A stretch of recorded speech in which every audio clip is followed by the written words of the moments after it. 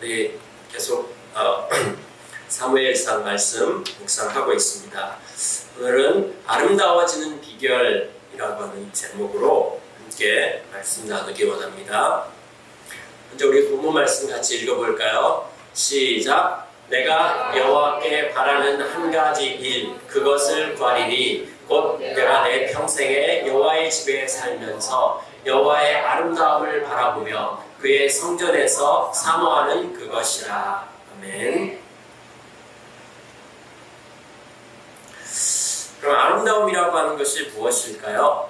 사람들은 아름다움이라고 하는 것을 예전에는 자연에서 찾았습니다.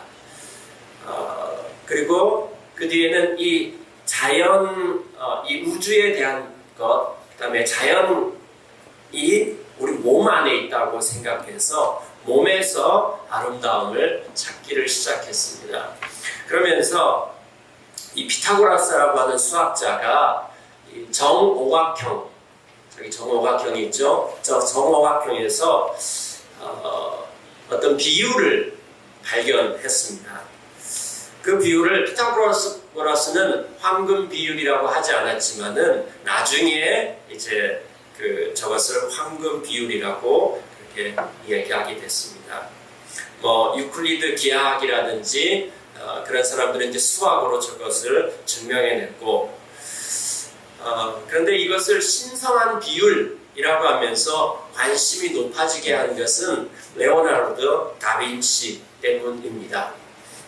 다빈치가 이 스케치한 것이 있거든요. 그게 다빈치가 몇만 장을 30몇 년 동안 몇만 장을 스케치했는데 그것이 어마어마한 가격에 빌 게이츠한테 팔렸다는 소식이 있습니다.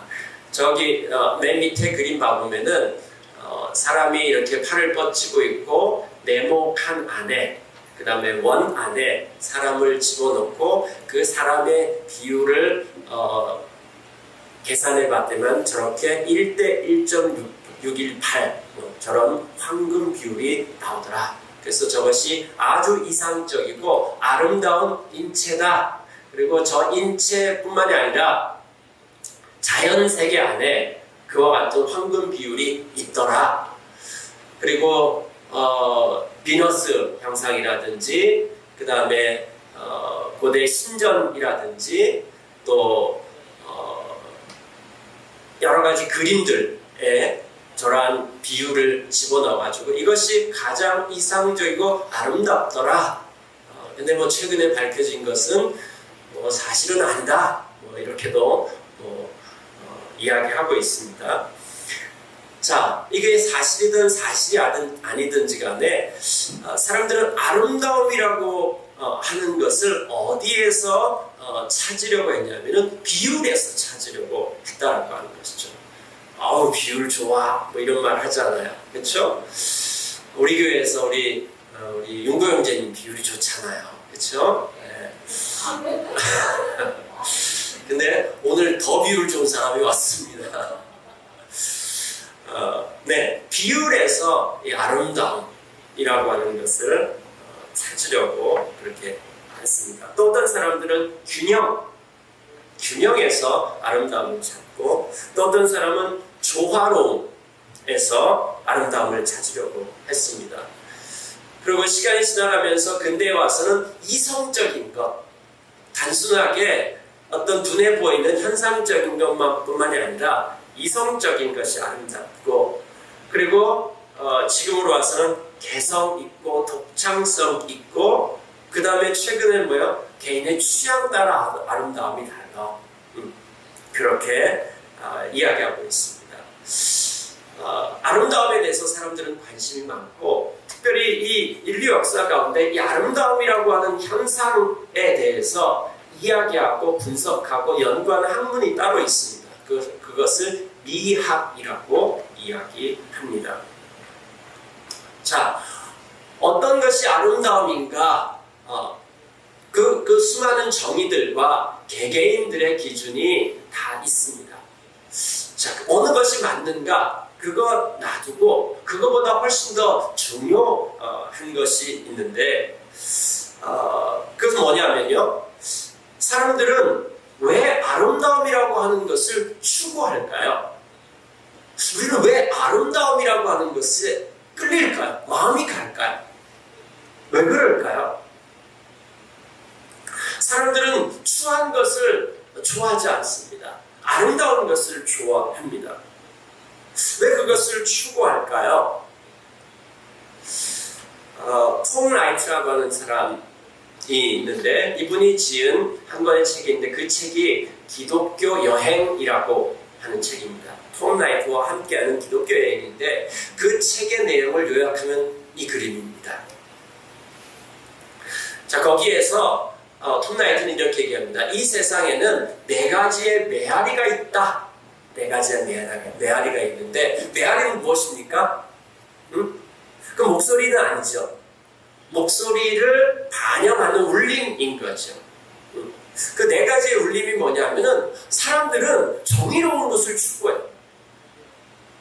모든 사람들이 어느 시대든 상관없이 맞냐 틀리냐 어떤 것이 옳으냐 그러냐 이것이 도대체 어디로부터 왔느냐라고 하는 거예요. 근원은 알지 못하는데 그 메아리와 울림은 모든 시대마다 다 있더라고 하는 것이죠. 그 다음에요, 영성. 우리는 그냥 눈에 보이고 생존, 그냥 먹고 자고 생존하는 것에 만족하지 못하고 눈에 보이지 않는 세계에 대해서 뭔가를 추구한다라고 하는 것이죠. 종교에 대해서 추구한다라고 하는 거죠. 영적인 것들, 이와 같은 것을 추구하는 것. 이거 도대체 어떻게 설명할 수 있을까? 현상이 있어요. 그리고 거기에 대한 갈증이 있습니다. 그 다음에 3번째는요. 왜 우리는 모두 다 관계 가운데서 친밀함을 추구할까요? 난 사람이 싫어! 라고 하는 사람도 사실은 그 내면 가운데서 친밀한 관계에 대한 갈망함이 있습니다. 도달은 안 돼요. 정의도 도달이 안 되고 영성도 도달이 안 되고 그 다음에 친밀한 관계도 추구하는데 도달이 안 돼요. 그 다음에 오늘 이제 나눌 아름다움. 사람들은 아름다워지고 싶어 해요. 이 근원이 도대체 무엇인가? 여기 이 톰 라이트라고 하는 저자는 이와 같은 메아리들이 있어요. 근데 어디서부터 울려오는지 어떤 목소리가 있으니까 이 메아리가 들릴 텐데 인간 세계 안에 이 4가지 현상이 분명히 있는데 어디로부터 오는 것인가? 이 목소리의 출처가 어디인가? 톰 라이트는 2장에서 그것을 뭐라고 하냐면은 하나님이 바로 이 목소리의 출처이시다. 하나님의 목소리다. 하나님으로부터 시작이 되었고 그래서 세상 안에 인간들은 이 4가지 것을 추구하고 있다라고 이야기합니다. 그리고 맨 마지막 장은 이 하나님의 목소리를 따라서 살지 않겠습니까? 이런 도전으로 이 책이 끝이 납니다. 굉장히 복잡하고 또 내용이 많은 책이에요. 간단하죠? 그렇죠? 명쾌하고 간단하죠? 그렇죠? 성경에서는 무엇이 아름답다라고 정의할까요? 비율로 따지면 사울이 진짜 아름답죠. 그 당시에 제일 잘생겼다고 얘기했잖아요. 사울 왕이 아름답다고 할 수 있습니다. 근데 성경에서 말하는 이 아름다움의 정의는 무엇일까요? 성경 창세기 1장에서 이 아름다움에 대해서 이야기해주고 있습니다.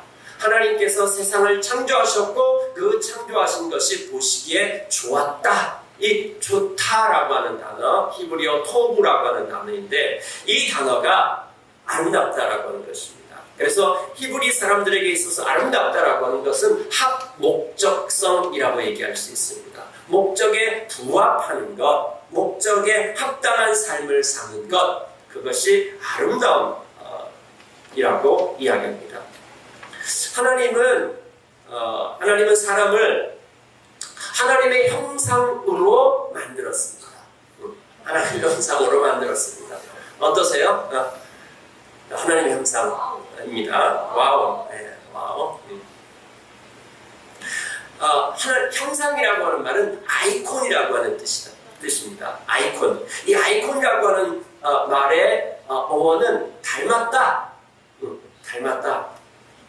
라고 하는 것입니다. 그러면 아이콘이라고 하는 것이 무엇입니까? 어떤 것이 상징이 되는 인물, 그 다음에 사물, 대표되는 것, 이런 것이죠. 인간은요, 하나님의 아이콘이에요. 하나님의 아이콘. 여러분, 저기 옆에 있는 저 수많은 아이콘들이 있죠. 저 아이콘을 보면 뭐가 딱 떠오르세요?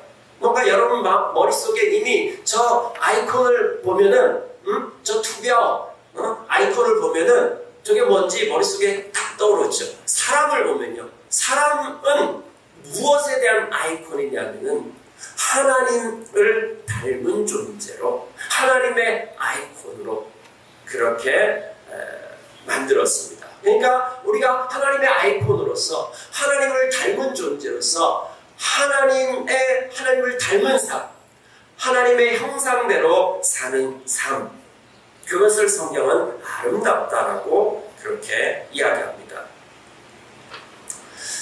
우리가 지금 사무엘상하 말씀을 묵상하면서 사무엘상하가 두 왕의 스토리라고 이야기했습니다. 이 두 왕의 인생은 어땠을까요? 다윗의 인생이 끝나고 난 다음에 다윗의 인생에 대해서 하나님께서 이렇게 평가하고 있습니다. 한번 같이 읽어볼까요? 하나님께서는 사울을 물리치시고서 다윗을 그들의 왕으로 세우시고 증언하여 말씀하시기를 내가 이새의 아들 다윗을 찾아냈으니 그는 내 마음에 드는 사람이다. 그가 내 뜻을 다 행할 것이다. 네. 여기 보면은 그는 내 마음에 드는 사람이다. 내 마음에 합했다. 내 마음에 합한 사람이다. 하나님의 마음을 따라 사는 사람이었다. 하나님의 형상대로 사는 사람이었다. 라고 이야기하고 있습니다. 다윗의 인생을 돌아봤을 때 다윗의 인생은 아름다운 인생이었습니다.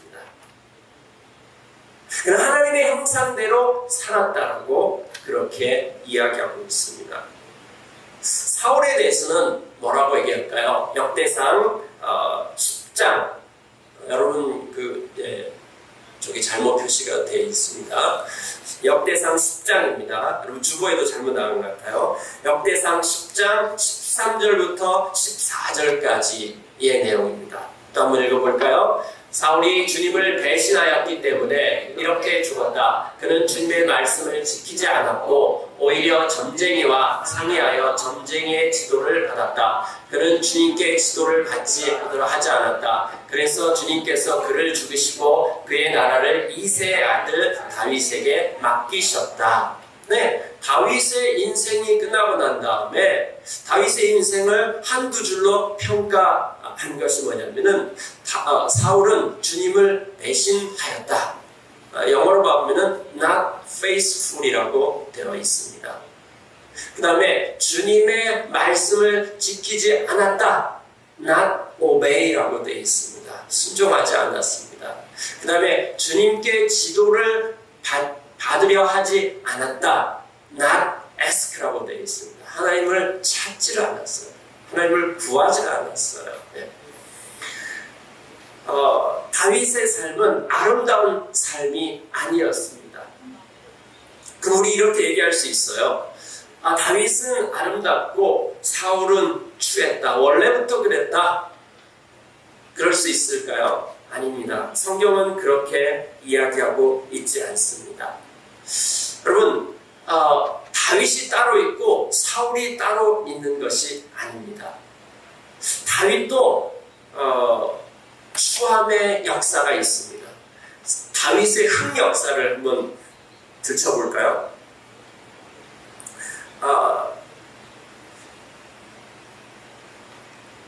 다윗이 사울함한테 쫓겨가지고 도망하는 삶을 살고 있습니다. 그것을 10년 동안 살았다고 그랬잖아요. 우리 지난주에 나눈 말씀이 무엇입니까? 그렇게 쫓기던 와중에서 오늘 갑자기 하나님께서 사울을 붙여주셔요. 네. 숨어있는 동굴 속에 사울이 들어와가지고 사울을 죽일 기회를 줬는데 다윗이 사울을 죽이지 않았습니다. 그 사건이 일어나고 바로 난 다음입니다. 그리고 사울하고 다윗이 헤어졌습니다. 헤어지고 난 다음에 다윗은 여전히 광야에서 살고 있었습니다. 네. 그 광야에 살면서 한 사람을 만났습니다. 그 사람이 누구냐면은 나발이라고 하는 사람입니다. 이 나발이라고 하는 사람들은 어떤 아이콘이냐면요, 추함의 아이콘이라고 얘기할 수 있습니다. 아름답지 않아요. 그 사람은 되게 추했어요. 자, 이 사람이 어떤 사람인지 성경은 이야기해주고 있습니다.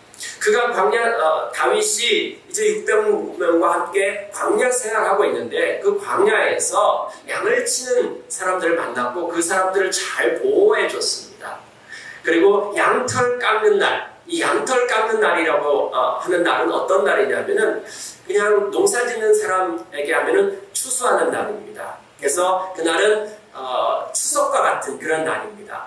그래서 잔치를 벌이고 사람들에게 베풀고 일꾼들이 와서 먹고 마시게 하고 그러한 날이라고 얘기할 수 있습니다. 그런 때가 돼가지고 이제 음식을 좀 얻으려 간 것입니다. 근데 이 나발이라고 하는 사람은 그 표현해 놓기를 그는 굉장히 잘 사는 사람이다라고 얘기하면서 양이 3,000마리고 뭐 염소가 1,000마리고 뭐 이런 식으로 이야기해 놓고 있습니다. 굉장히 부자였던 것 같아요. 이 사람을 묘사하는데 제일 먼저 묘사하는 게 뭐냐면은 이 사람이 부자였다라고 하는 것. 아마 이 사람은 부라고 하는 것을 굉장히 중요시 여겼던 것 같습니다. 그는 부자였습니다. 그 다음에 그는 고집이 세고 행실이 포악하였다라고 성경은 묘사해주고 있습니다. 그 다음에요, 25장 17절에 와보니까 종들이 평가하는 이 나발의 모습이 있습니다. 종들이 평가하는 나발의 모습. 그 뭐냐면은 주인 어른의 성격이 불같아서 말도 붙일 수 없습니다. 그래서 앞에 것하고 뒤에 거 합치면 한마디로 고집불통, 이렇게 이야기할 수 있습니다. 이것이 나발의 모습입니다. 그 다음에요, 25절에 보면은 이거는 아내 아비가일의 평가입니다. 자기 남편에 대한 평가인데 뭐라고 얘기하냐면 그 사람은 정말 그 이름대로 못된 사람입니다. 나쁜 남자입니다. 못된 사람. 그리고 이름도 나발인데다 하는 일도 어리석습니다. 저기 보면은 이름이 나발이라고 되어 있는데 아마도 별명 같습니다. 정식 이름이 아니라 별명 같아요. 우리 별명은 왜 어떨 때 부릅니까? 저 사람을 관찰하고 저 사람의 하는 행동, 그런 상징을 가지고 부르는 것이죠. 네. 나발이라고 하는 이름은 어리석다, 바보 같다, 뭐 이런 의미인 것입니다. 그러니까 이 나발의 그 삶을 봐보면은 고집불통에다가 그 하는 행동들이 어떤 거냐면은 사람들과의 관계 가운데서 이 소통이 안 되는, 심지어 아내들하고도 일적으로도 그렇고 가정에서도 그렇고 소통이 안 되는 것이죠. 근데 이 나발이 어떻게 했냐면은 다윗이 보낸 사람들에게 어떻게 대하냐면요, 도대체 다윗이란 자가 누구며 이새의 아들이 누구냐? 요즘은 종들이 모두 저마다 주인에게서 뛰쳐나가는 세상이 되었다. 이렇게 이야기합니다. 이미 얘기를 들었을 것입니다. 이 다윗과 그의 부하들이 얼마나 잘 대해줬는지. 그래서 이 잔칫날에 그렇게 먹을 것 좀 구하러 왔으면 좀 나눠주면 되잖아요. 근데 굉장히 인색하게 굴면서 뭐라고 얘기하냐면은 무시합니다. 무시하고 모욕하는 것이죠. 도대체 다윗이 누구냐? 요즘에 와보면은 종들이 아주 개나 소나 다 뛰쳐나와가지고 주인에게서 뛰쳐나와가지고 자기가 뭐라도 된 듯 그렇게 살아가고 있는데, 저 다윗이라는 사람에게 내가 왜 이걸 나눠줘야 되지? 하고 무시한 것입니다. 다윗이 이스라엘에 있어서 굉장히 영웅이었잖아요. 골리앗도 죽였고, 그 다음에 블레셋과의 전장에서 이름을 날리고, 그래서 다 압니다. 다 아는데 모르는 척하고 무시하고 박대하고 그리고 모욕까지 줍니다. 이런 수함의 아이콘인 나발하고 다윗이 만났습니다. 그리고 난 다음에 다윗의 반응이 무엇일까요? 13절에 보니까 다윗이 자기 부하들에게 명령하였다. 모두 허리에 칼을 차라. 이거 다윗한테 보기 되게 생소한 모습이잖아요. 허리에 칼을 차래요. 아니, 얼마 전에는 바로 눈앞에 사울왕이 와가지고, 대변이 마려워가지고 왔을 때 부하들이 어떻게 얘기합니까? 한 칼에 죽이겠습니다 라고 얘기했는데, 그때 뭐라고 했습니까? 칼 쓰지 말아라. 그렇게 얘기해놓고, 지금은 어떻게 얘기합니까? 나발을 만나고 난다면, 야, 다 허리에 칼 차. 그리고 400명이 분노해가지고 가는 것입니다. 왜 그랬을까요? 굉장히 분노했습니다. 내가 이렇게 한 거 다 하늘이다. 이렇게 선대해줬는데, 선을 베풀었는데 우리한테 악으로 갚어? 응? 내가 다 헛짓거리였다. 그러면서 어떻게 합니까? 오늘 내가 본때를 보여줄 것이다. 10년 동안 도망자 생활하면서 서러웠던 것, 그 다음에 분노했던 것들, 억울했던 것들, 이와 같은 것들이 꽉꽉 있었다가 이 뇌강이 뻥 하고 터진 것입니다. 내가 만만해 보인단 말이야? 응? 날 무시한다고? 너마저 그렇게 무시하냐? 너 정도는 내가 일어나가지고 본때를 보여줄 것이다. 아주 내가 너를 발라주겠다. 이렇게 하면서 일어난 것입니다. 분노가 치밀었고요. 응? 손 봐줘야 되겠다. 이렇게 한 것입니다. 여러분, 이렇게 일어나는 이 모습에서 누구의 모습이 보입니까? 사울의 모습이 보이죠. 다윗 안에도 사울이 있는 것입니다. 다윗 안에도 추함이 있습니다. 추함과 마주치니까 추해졌습니다. 그래서 분노해가지고 이 성을 잃어버렸습니다. 내일 아침까지 다 죽여버릴 거야. 그러면서 분노에 차가지고 이제 가고 있는 것이죠. 여러분, 다윗이 이때 한 번만 이랬을까요? 다윗의 추한 모습이 이게 유일했다. 그 인생 가운데 유일했다. 이걸까요? 그렇지 않았습니다. 여러분, 다윗 만만치 않았습니다. 벌써 얼마 전에 이제 처음에 도망자 생활할 때 어떻게 얘기했습니까? 다윗 거짓말했습니다. 또 2번씩이나 거짓말하고요. 그리고 미친 척도 하고 연기도 하고 그와 같은 것도 했고요. 이제 우리 지난주에 묵상했던 말씀 가운데 사울이 계속해서 쫓아다니까 어떻게 얘기했습니까? 혼자 생각하다가 시글락이라고 하는 곳으로 블레셋으로 망명해서 갔습니다. 망명해 가가지고 어떻게 삽니까? 1년 4개월 동안 거기 살면서 매일매일 거짓말을 했어요. 그리고 그 거짓말을 덮기 위해서 사람들을 죽였어요. 이게 다윗이에요. 이게 다윗입니다. 시글락에서 매일매일 시한폭탄을 안고 사는 삶을 살았습니다. 그러면은 다윗이 젊었을 때만 광야 생활하고 이 환경이 어려웠을 때만 이와 같은 것들이 있었을까요? 아닙니다.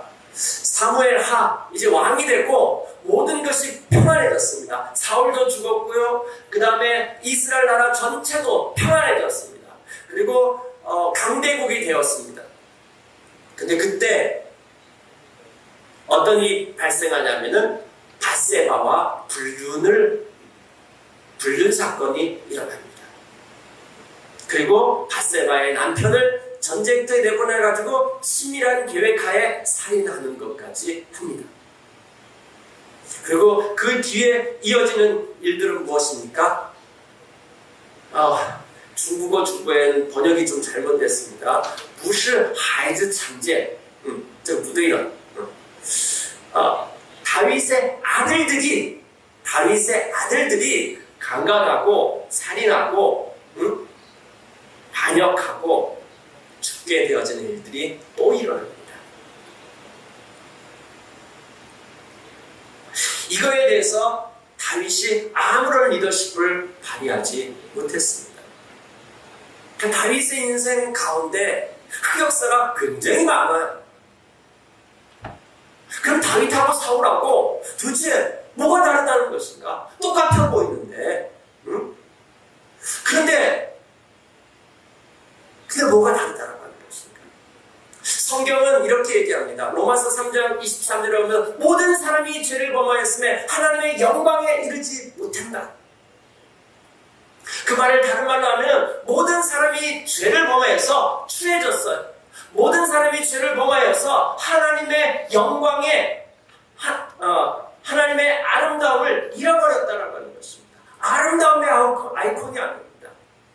모든 사람들 우리가 다 그럴듯해 보이는 다윗 같아 보이는데 우리 안에 사울들이 다 있습니다. 하나님의 형상이 고장나 버렸습니다. 그래서 성경은 우리 모두가 다 사울 같은 자라고 이야기합니다. 하나님의 아름다움을 잃어버렸다고 얘기합니다. 다윗 지금 하나님의 아름다움을 잊어버리고 폭주합니다. 그것도 한 번 그런 것이 아니라 여러 번 다윗의 인생 가운데 여러 번 폭주하는 것입니다. 폭발하고 폭주하고. 자, 그런데 여기서 질문이죠. 그런데 그가 어떻게 하나님의 마음을 따라서 살았을까? 어떻게 하나님의 마음에 합한 사람이 되고 어떻게 그는 아름다운 사람이 되었을까요? 사울은 아름답지 않은 그 삶을 그냥 쭉 살았고 다윗은 아름다움의 아이콘이 되었습니다. 여러분들은 최근에 뭐의 아이콘이에요? 까칠함의 아이콘이에요? 아니면 여러분 요즘에 뭐의 아이콘입니까? 분노의 아이콘입니까? 기쁨의 아이콘입니까? 위로의 아이콘입니까? 여러분 어떤 아이콘으로 살고 있습니까? 여러분이 대표적으로 상징되어지는 것들이 무엇입니까? 여러분 하나님의 형상으로 살고 있습니까? 하나님의 아이콘으로 살고 있습니까? 자, 이런데 이제 가서 다윗이 일어나가지고 아주 싹쓸이할 판입니다. 다 죽이려고 했습니다. 그런데 여기에 어떤 한 여인이 나타납니다. 이 여인이 나타나가지고 이 행렬을 막았습니다.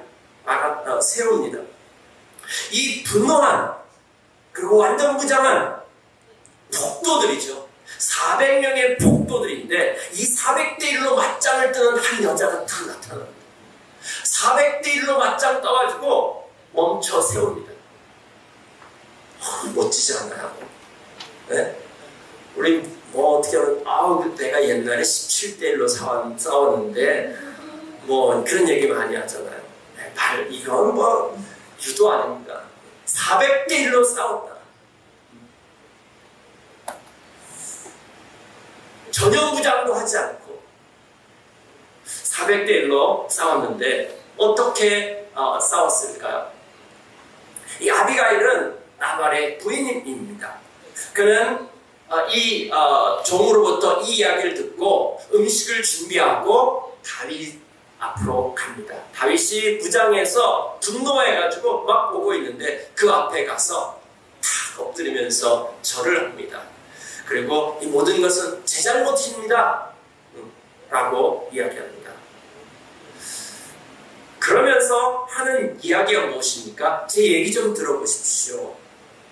이 음식 드리겠습니다. 그리고 이 모든 것은 제 잘못입니다. 그걸 하고 난 다음에 이제 이야기를 하기 시작합니다. 근데 그 이야기의 내용이 무엇일까요? 그 이야기의 내용은 23절부터 31절까지 길게 얘기하는데 그걸 한마디로 요약해서 하면은 한 단어, 키워드가 뭐냐면은 주님께서입니다. 주님께서 어떻게 하셨다라고 하면서 당신은 바로 이러한 사람입니다. 다윗이 누구인지를 일깨워주는데 당신은 주님께서 부른 사람입니다. 그리고 주님께서 당신을 보호하고 있는 거는 다 들었습니다. 골리앗하고 싸웠을 때 어떻게 이겼는지 전 다 들었습니다. 블레셋하고 전쟁할 때 어떤 일이 있었는데 주님이 어떻게 함께 하는지에 대해서 전 들었습니다. 그리고 주님께서 당신을 왕으로 세울 것입니다. 주님께서 당신에게 무엇을 하는지, 그리고 주님께서 당신을 통해서 무엇을 할 것인지,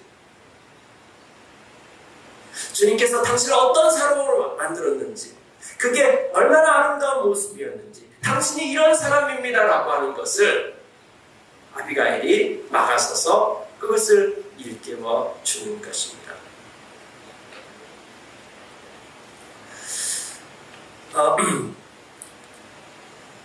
오늘 아침에 여기 와서 6시 정도 와가지고 앞에서 앉아서 기도하면서 오늘 말씀을 통해서 어떤 것을 특별히 말씀하시려고 합니까? 이렇게 기도한 하나님께서 저에게 주신 감동이 뭐냐면 너는 오늘 아비가일이다. 저 박아비가일입니다. 박아비가일. 오늘 여러분 가운데 지금 나발 같은 사람을 만나가지고 뚜껑이 열렸어요. 네. 나발 같은 사람을 만나가지고 복주하면서 일어서가지고 다 죽여버릴 거야 하면서 지금 온갖 무장을 하고 무슨 무기를 갖고 있는지 모르겠지만 여러분이 온갖 무장을 하고 지금 향해서 달려가고 있는 여러분들을 저보러 막았으래요. 제가 무릎 꿇을까요, 여러분? 음식은 예배 끝나고 준비해놨습니다. 마음껏 드시기 바랍니다.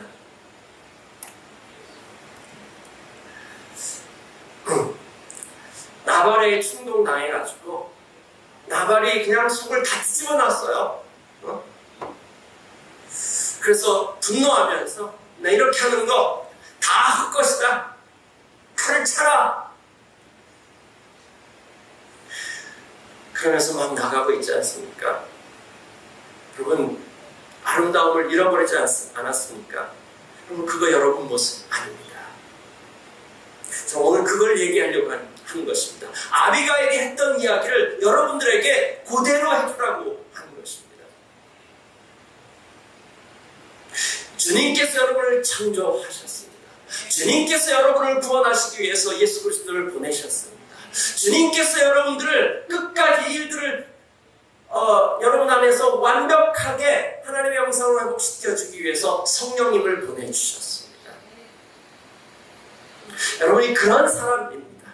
여러분은 하나님의 아이콘입니다. 여러분은 하나님의 형상입니다.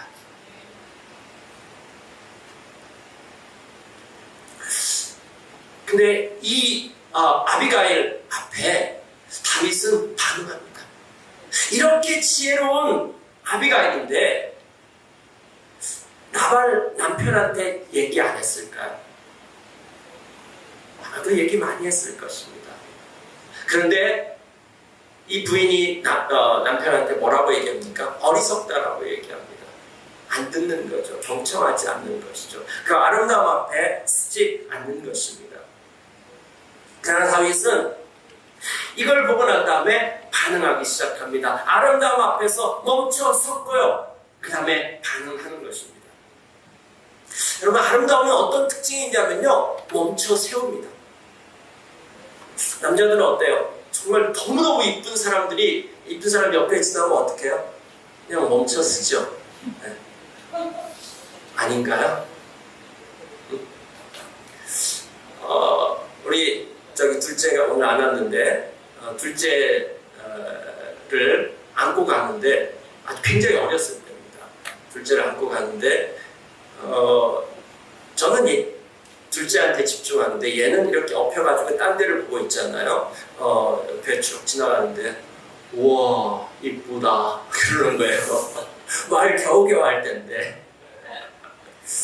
그리고 이 TV 광고가 나오는데 아마도 그 전지현 씨 광고였던 것 같아요. TV를 보다가 갑자기 우와 이쁘다. 둘째 없을 때 막 공격을 합니다. 네, 뭐 아름답고 이쁜 거를 보면은 우리는 멈췄습니다. 네. 그리고 우와하고 감탄합니다. 다윗은 멈춰섰습니다. 그리고 다윗은 어떻게 이야기했습니까? 다윗이 아비가일에게 얘기했습니다. 아비가일이 다윗한테 얘기는 주님께서라고 얘기한 것이고 다윗도 아비가일한테 뭐라고 얘기하냐면 주님께서라고 얘기합니다. 자, 오늘 하나님께서 당신을 보내서 나를 여기 멈춰서게 하신 것이 바로 주님이 하신 일입니다. 그거에 대해서 주님을 찬양합니다. 그리고 당신이 그 주님의 말씀을 듣고 오늘 이렇게 나를 세워준 거에 대해서 당신한테도 감사합니다. 당신이 만약 오지 않았다면 나는 오늘 가서 아주 싹 죽였을 것입니다. 만약에 이때 가서 다윗이 가서 죽였더라고 한다면은 그러면은 다윗은 사울 됐습니다.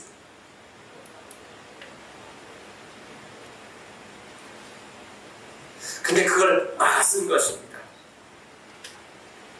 어떻게 다윗이 하나님의 마음에 합한 사람, 아름다운 삶을 살았을까요? 이렇게 실수가 많았음에도 불구하고 그렇게 추한 일들이 많이 일어났음에도 불구하고 그럼에도 불구하고 다윗은 하나님께서 보내시는 사람들, 하나님께서 보내시는 아비가일 그와 같은 말씀 앞에서 멈춰 섰습니다.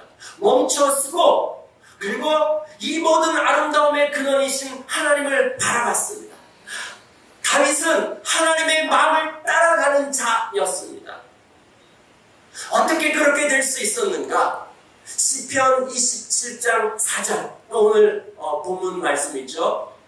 내가 여호와께 바라지는 한 가지 그것을 내가 구하리니 다른 쉽게 얘기하면 내 평생 소원 오직 딱 한 가지다. 그 한 가지가 뭐냐면은 내가 여호와의 집에 살면서 왜 여호와의 집에 사냐면요 구약성경에는 바로 거기에 하나님께서 임재하시기 때문에 온 세상 다른 어떤 곳이 아니라 바로 하나님이 임재하는 장소가 거기인 거예요. 네. 거기에 살면서 여호와의 아름다움을 바라보는 거예요. 우리는 하나님의 형상, 하나님을 닮은 자, 하나님의 모형이기 때문에 하나님을 바라봐야 돼요. 그래야지 아름다워질 수 있습니다.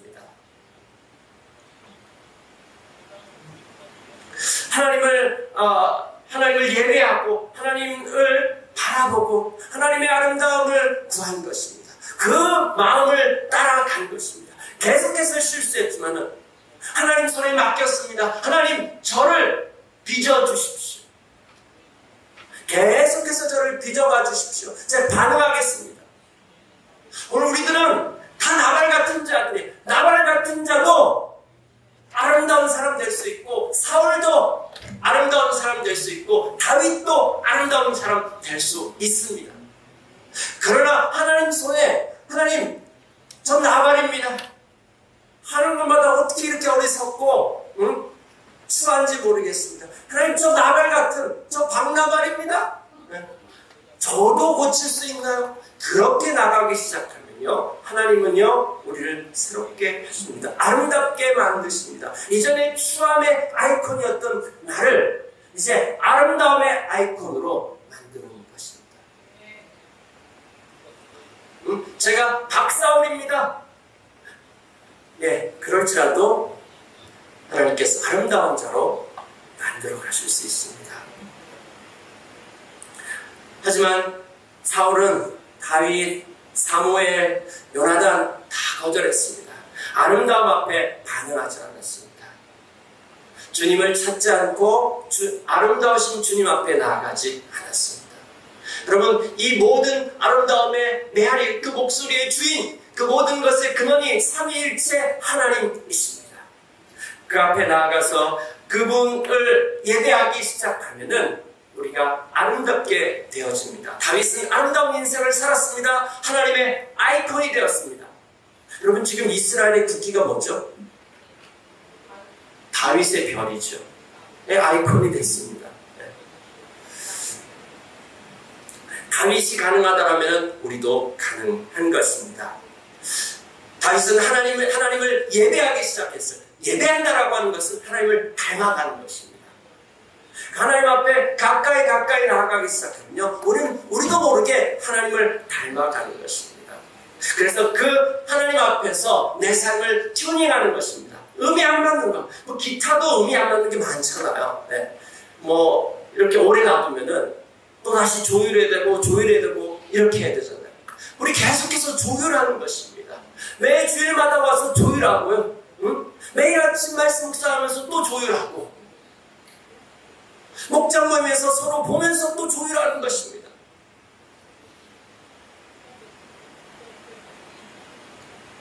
그렇게 되었을 때 우리의 삶이 아름다워지기 시작하고, 여러분의 삶이 아름다워지는 삶을 살기 시작하면 누군가를 멈춰 세우기 시작할 것입니다. 여러분이 아비가일이 되고 여러분이 다윗이 돼가지고 또 누군가를 멈춰 서도록 만들 것입니다.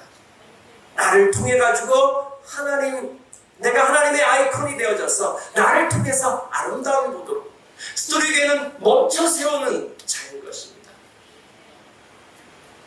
우리 가운데 아름다움이 있었을 때 사람들이 멈춰 서기 시작할 것입니다. 보기 시작할 것입니다. 그리고 그 아름다움을 보면 따라하고 싶어져요.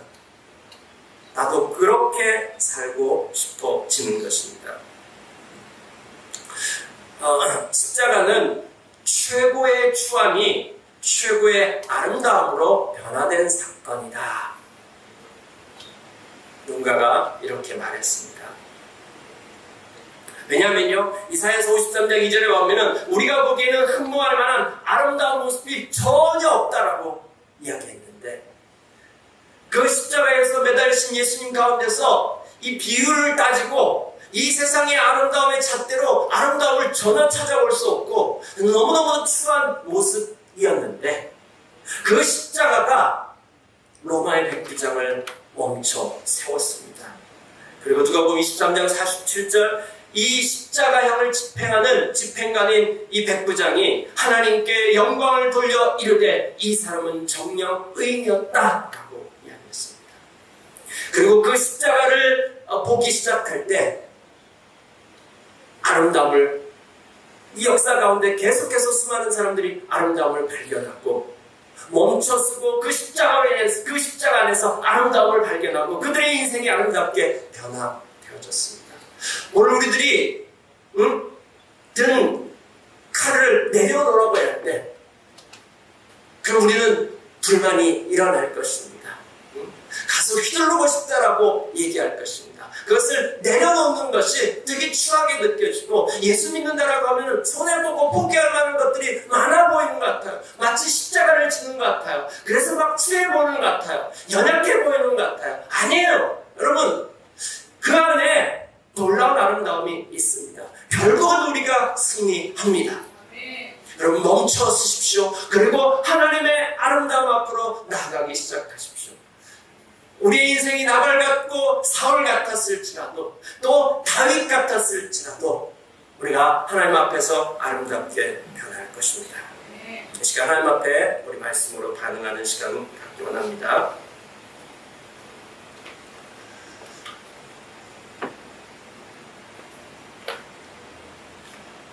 주보에 여러분들이 개인적으로 하나님 앞에 좀 나아가서 이 질문들 앞에서, 오늘 나에게 주신 말씀 앞에서 내가 어떻게 반응할 것인가,